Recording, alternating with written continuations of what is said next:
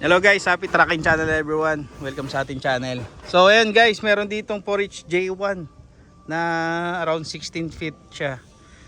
Oh, 16 feet siya guys. Pero sa code niya kasi 14 feet. Kung babasihan natin tong bisagra 2, 4, 6, 8, 10, 12, 14, 16 feet siya. Pero sa chassis niya is 14 feet, 6 stud. Napakabira lang meron 6 stud dito kay Autolan nga pala to. Ayan.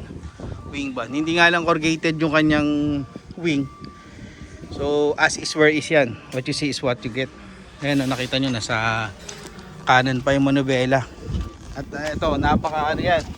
Napaka dalang lang dumating ng ganitong engine Porridge G1. No? Inline pa to guys. Ayan, no? Inline na Porridge G1. Mulye yung harap, mulye yung likod. Ayan, no? Siguro abutin to guys mga 950, no? As is where is. Ayan. Pero maganda sa Porridge G1, ayun, sabi ko nga sa inyo guys, napakadalang. Steel flooring pa. Pero pag nakuha nyo to, sigurado naman ako, no? Maayos nyo to makukuha.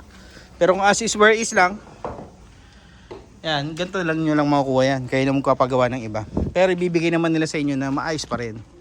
Nga lang hindi na matatanggal yung mga kalawang. So ayun lang guys, maraming salamat.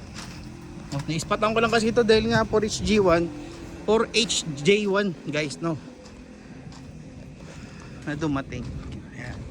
So ayun lang guys, happy tracking channel everyone. Thank you, bye bye and God bless.